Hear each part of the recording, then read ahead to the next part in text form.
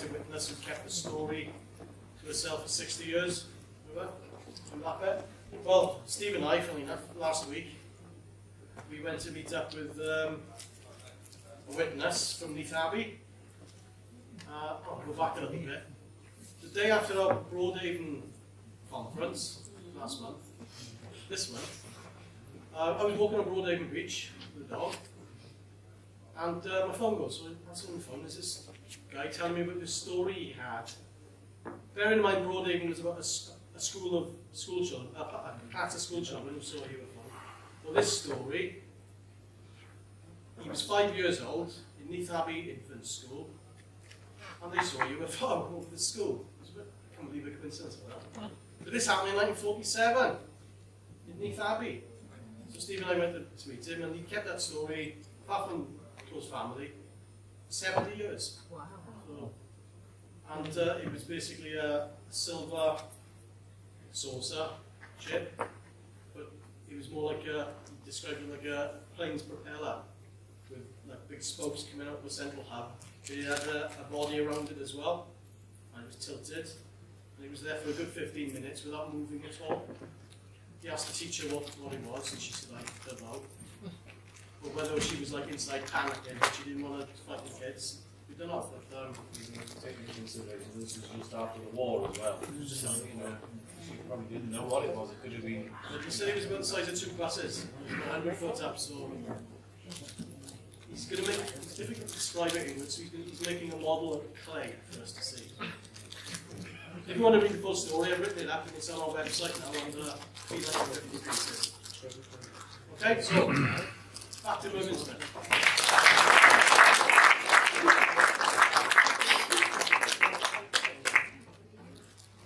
Yeah, it's amazing, isn't it? I mean, so many people have had sightings, as everyone said.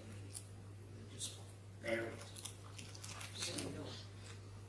Written off as crazy people.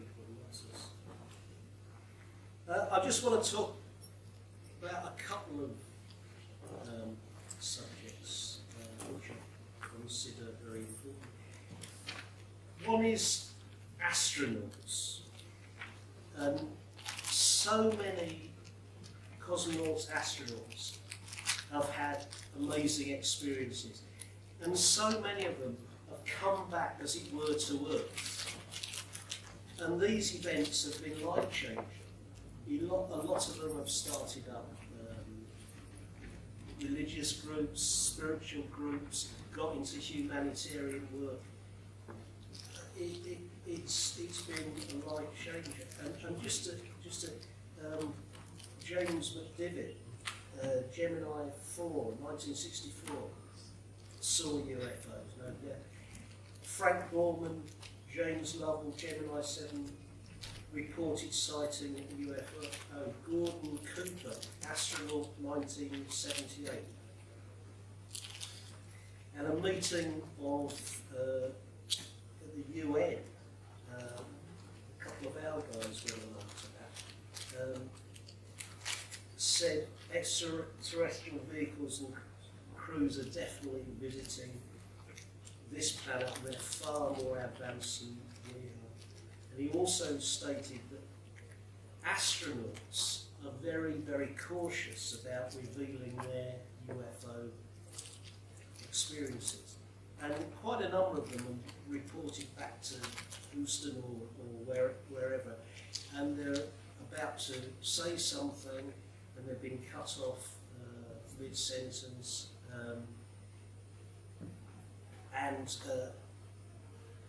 What they can receive, we don't really know what restrictions are placed upon them, but no doubt they have to sign certain secret acts before they. Edgar Mitchell, Apollo 14, said on the Oprah Winfrey show a lot more is known about extraterrestrials than is revealed to the public. And he admitted on TV that he met several people that actually physically met had encounters with extraterrestrials. And it's interesting that Mitchell, while he walked on the moon, had previously set up a telepathic experiment with 4 people back here on Earth at a predetermined time to see if there was any telepathic link. Now, unfortunately, something went wrong with the flight pattern, so the timing didn't actually get in sync like it should have done. However, Mitchell came back and he started the Institute of Noetic Sciences, which some of you might know about, concerned with psychic research and experimentation. And he warns, Mitchell warned about there's a massive body of disinformation being put out to confuse the whole UFO issue. And this is absolutely true, and we'll get onto this in a minute or two. And while he was in space, he talked about this mystical experience that he had. He actually said the presence of divinity became also almost palpable. And it's not surprising that these people that who leave the atmosphere of the Earth, move out of the Van Allen belt, past the ring, past not as it were, they're suddenly free of our thoughts, our mind conditioning, this web of morass of thoughts that is imposed and we're all subject to. They're suddenly free of this, and they're open to influences from the universe. And it seems many astronauts have had very mystical experiences while we've been out there. I want to talk a little bit about abductions. And let me throw the cards on the table right at the start. Undoubtedly, some abductions do go on. But it seems that abductees are often afterwards regressed by psychologists, by psychiatrists, through hypnosis.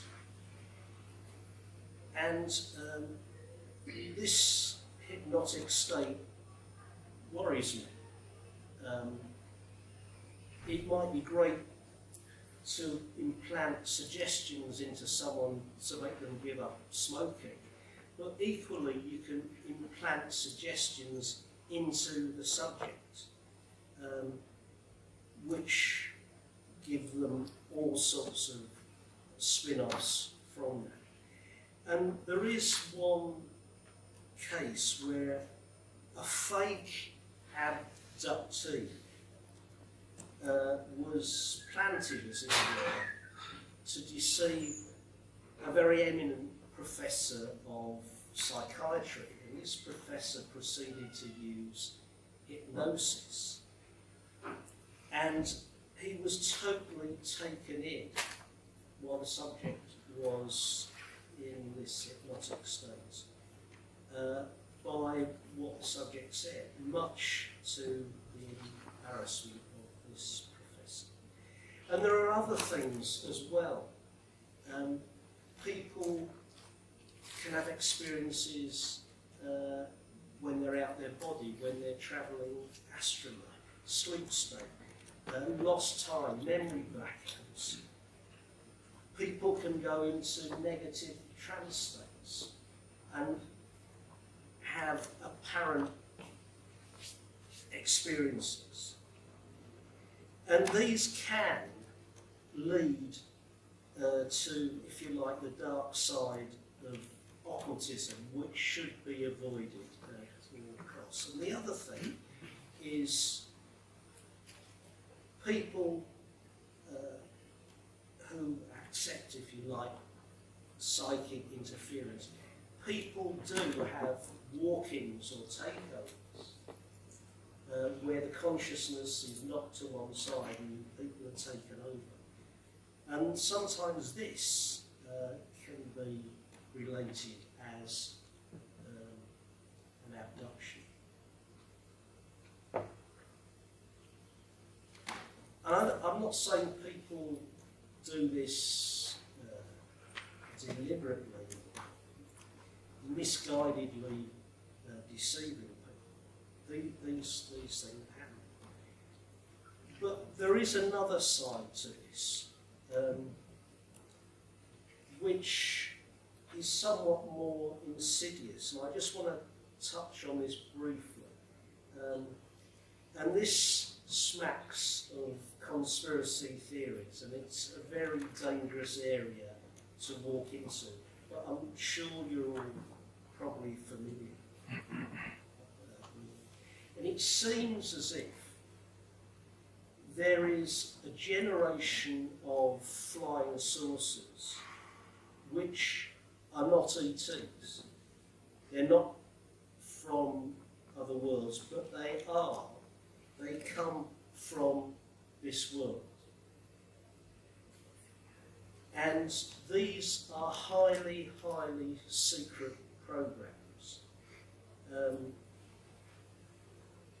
Presidents, high government officials won't know about them, even 5-star generals won't know about them. They're very secret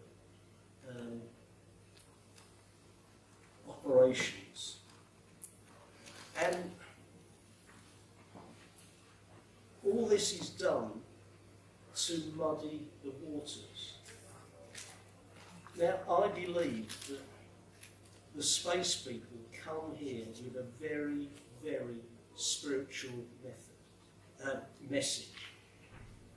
They don't come here to mutilate cattle.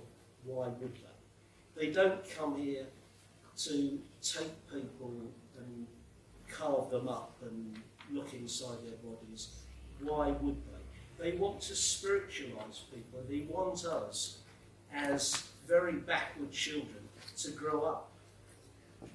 If these intelligences did want to take over our planet, there's probably many ways they could do it, and they could probably take us over in minutes. They have that technology, they have that power, but they won't use it. But there does seem to be a very tiny section that want to muddy this whole message. Now, this isn't surprising, is it? I mean, these are people that probably have fantastic influence over the planet. They don't want to lose control of money, power, influence. They want to keep us all subservient in one way or another. They want to keep, many people as they are in the Sudan, starving to death, trying to survive. They want to keep many people in the West, as it were, like ourselves, chasing after materialistic gods, working as many hours as we possibly can, to pay our mortgages, to pay our rents, make sure the kids go to school, have everything they need, and all the worries and everything of modern day life. I mean, we also have massive yokes around our shoulders. And the space people, their message is totally contrary to this. They talk about a time where we won't need kings, we won't need dictators, we won't need money, we won't need hospitals, because there won't be disease. And it seems as if there is a tiny group that is trying to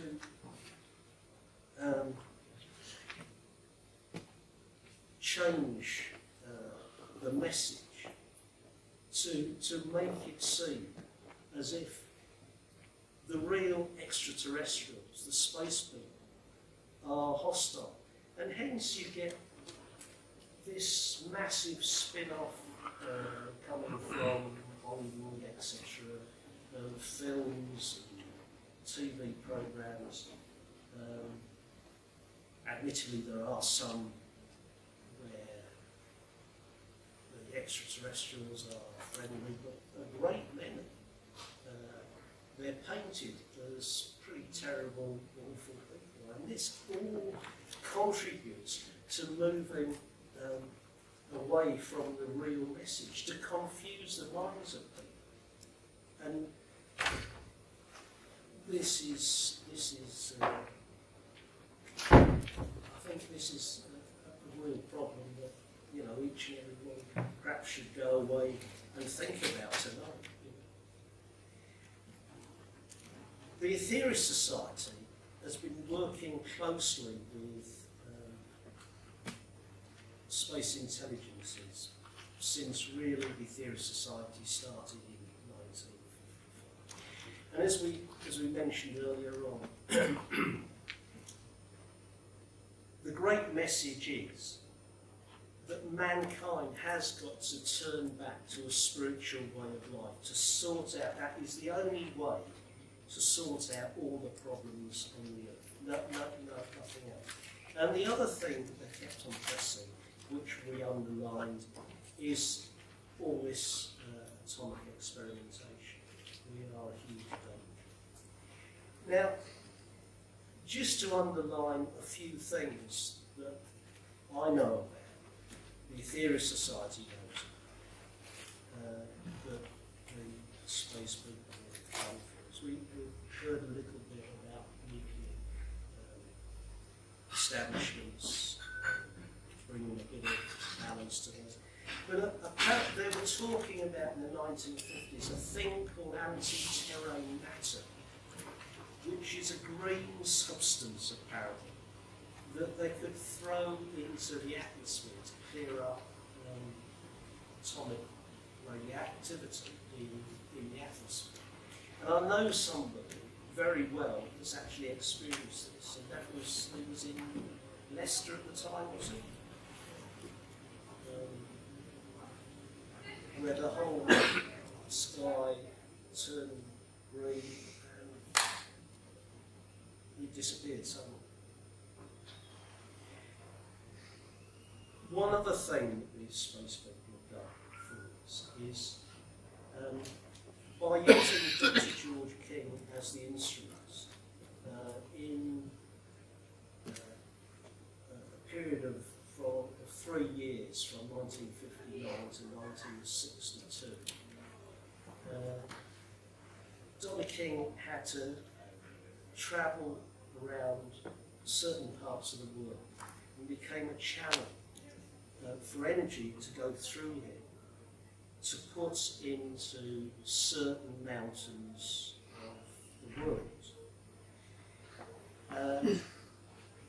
And these mountains became holy, which means ordinary Joes like you and I can go and climb them, and there's one just down the road, actually penny fat.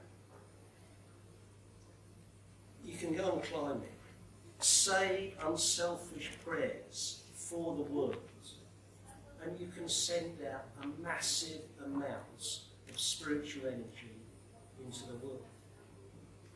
And holy mountains have been around for thousands of years, but apparently to actually use the energy and allow it to flow out, you have to be a very, very advanced initiate.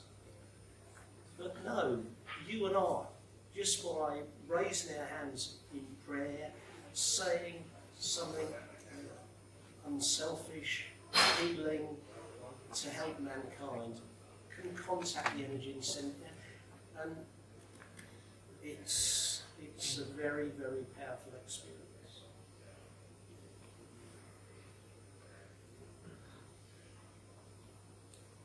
Another thing that space people do for us, there is a satellite called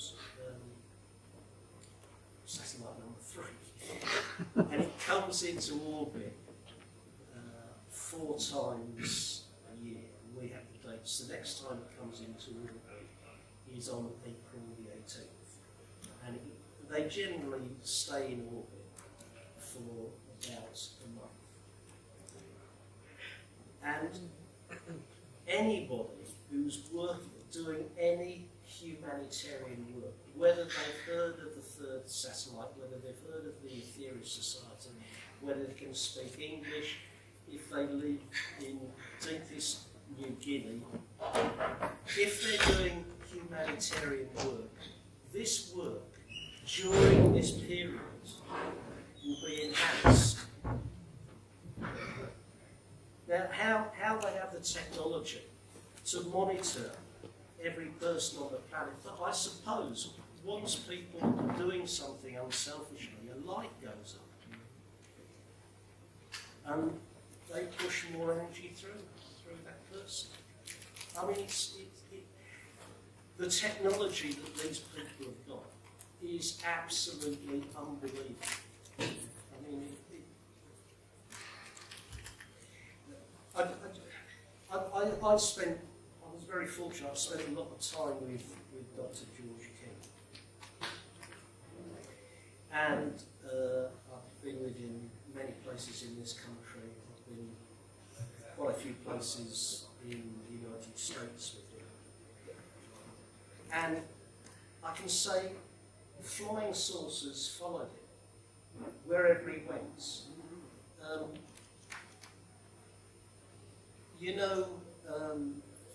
I've been with him on mountains at night, and you know how planes come into Heathrow,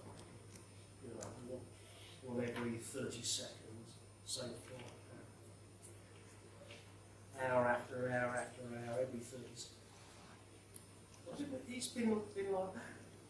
He's absolutely colossal. And they just followed him, watching what he was up to, what he was doing. And he was a real agent for truth upon our world. And his message that he brought through, because he was the voice of space people. I mean, it's really very simple, really very simple. But how we achieve that is very difficult.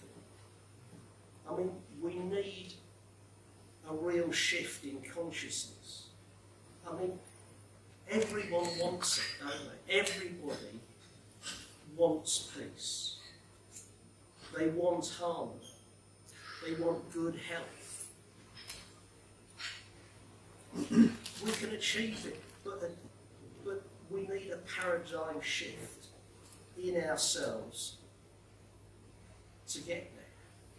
But we do have it in ourselves to achieve it. And this really is the message of the space people.